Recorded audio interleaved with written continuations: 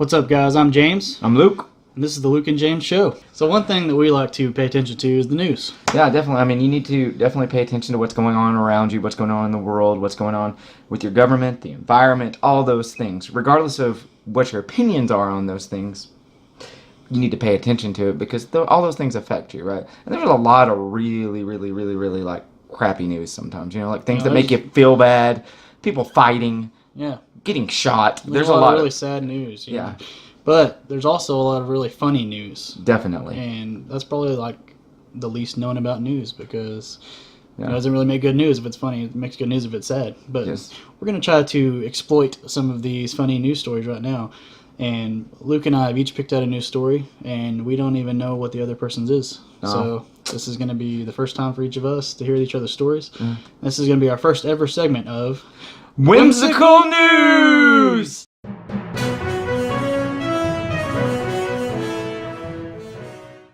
Alright guys, we're going to get started here, and since I'm a gentleman, I'm going to go first. I guess that makes me the lady. I guess so. Yeah. And the headline of my story is Poop Train Carrying Human Waste Cleared After Months of Squatting in Alabama Town. Oh my gosh. Parrish, Alabama. Population of 982. Became the butt of jokes after complaining that the smell from the train was making the outdoors unbearable. So this is what happened. Okay, so there's a train. Yes. And this train is carrying 10 million pounds of human waste. And it's coming from New York. And it's going to Alabama to this landfill. And this is where they've been emptying this poop, this human waste. They've been emptying it in this landfill in Alabama for the last like 30 years. Yeah. And so they're coming to do it just like they've always done. And the city of Parrish, Alabama says, you know what, we have zoning laws here and you can't empty that here anymore. So they stopped the train on the rails. And the train just sat there in the heat, in the Alabama heat. Train full of poop, just sat there in the Alabama heat. And it just kept getting hotter and stinkier and hotter and stinkier. Oh, God, I'm going to throw up, dude. And this whole town, they said they couldn't go outside because it was unbearable. Man. You know, and 2 months. It says 2 months. They blocked the train for 2 months.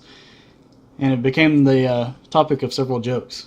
I mean, can you imagine the flies? Yeah. I mean, someone, like the bugs and I mean, good Lord. Yeah, someone said, I know the flies were getting in my house. And someone else said, I can't come out here and barbecue like I used to. Well, one thing's for sure when it comes to this story, something that I've always believed was that Alabama was full of crap. Wow. I joke. I kid. We are big rivals of Alabama in football, basketball, whatever. So what ended up happening was there's a landfill like 20 miles from this town, and they didn't have the zoning laws, so they were having to empty it. They had to take it over there and empty it. But even after it was empty, they said that the smell never really went away. It's still there. I mean, I just know that, like, I mean, when people go to the bathroom and they flush the toilet, the smell is still there, right? Right. So they moved it from one place to another, essentially flushing it. Yeah. The smell is going. I mean, and that's just like with one person going. You're talking about tons and 10 million tons. Yes. Pounds. Tons and tons and tons and tons of manure. Human manure. Human manure. Right. I mean, what would you do? I mean, let's talk about the story for a minute, man. What would you do if that was like here? Like you got train tracks here close to your house. I would never go outside, probably. I mean, but you have to go to work. I mean, like, imagine these people. Like, I mean, they can't barbecue anymore, and I mean, whatever. But I guess my deal is like you can't even go. Are they wearing clothespins on their nose to go out and mow the lawn? Oh, no. I mean, are they actually happy when they get to take out the trash because maybe that smell for like a half a second covers up the smell of like the human feces that are out in this on this train? How did I just don't understand how it got to that point. I mean, nobody for 2 months didn't file anything to say it really smells really bad around here. And I'll just say this for the end of my story. The mayor of Parrish, Alabama said, but while the issue of poop in Parrish has been flushed out, other communities are still in need of relief. Oh my, dude, I don't know if I can top this story. I really do not. What is crazy is you went with the bathroom story, and mine also has to do with bathroom story. The funny thing is yours had to do with number 2, but you went number 1. I'm going number 2, and mine is about number 1. So Great minds, man. I guess my story. The headline is Paris resident. So this is an overseas story. Okay. Paris resident peeved at very public eco-friendly urinals. Okay. So there is a news in Paris. This is out of Reuters. Reported this. A new set of eco-friendly but completely exposed urinals deployed on the streets of Paris are provoking uproar from locals. So once again, locals are getting upset about something. Basically, what right outside one of these that they've put out there is right outside of like the cathedral in Notre Dame. Like, so I mean that's like a really like prestigious holy place really for a lot of people that are religious. I mean like, so but they have one of these things, and maybe you can shoot a picture up there. But there's a guy just like doing his business there in the. In a urinal out by the... Wait, so you're saying the urinals were just like placed in the street to like use? Yes. Oh. Yes. Yes. Out on the side of stuff. Yeah. And it's like a little box. And people... apparently they were having a lot of problem with public urination in France. And so much so, it was becoming a health issue. And so... And obviously, I mean... People exposing themselves. There's a whole lot of things that go into that, right? So there are so many people in Paris just...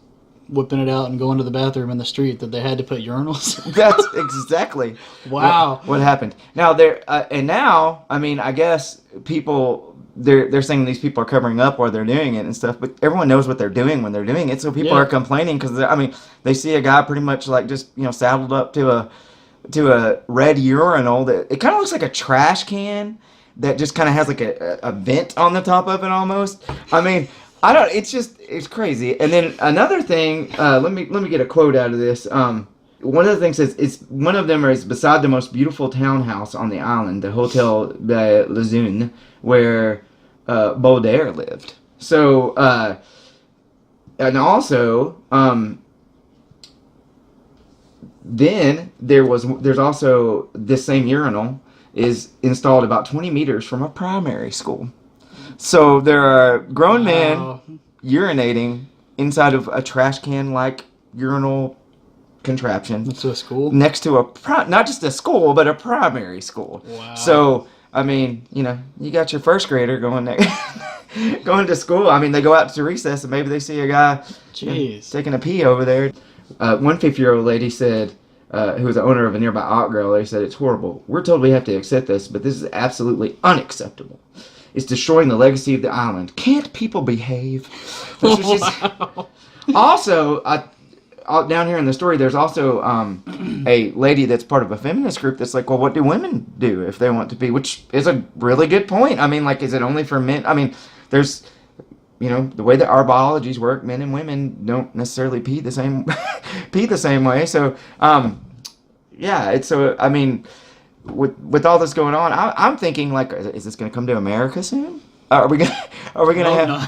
Well, I mean, I don't think that we have maybe a huge public urination problem, but I mean, I can tell you this much: pretty much every guy I know at some point or another in his life has peed outside, right? I mean, it might have been on a tree or something, but so not next to a primary school. Yeah, exactly. I mean, you would go to jail for that here. Yeah. So if you learn nothing else from this video.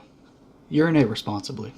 Yes, and don't let crap get piled up. I mean, that's... Right. Those are the two things that you can learn. What we would love, I mean, this is a new segment for us. Obviously, it turned into very toilet-based humor. Yep. And neither one of us knew that that's what the other one was doing was the crazy thing. So the minute that you could tell like how mature we are, because the minute that we were like, find a funny and whimsical news story. All right, we go straight to the potty humor.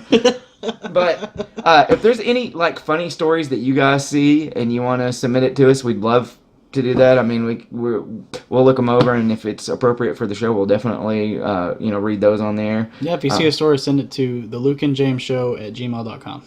So we hope you've enjoyed our first experiment with whimsical news, and we hope to do some more of those.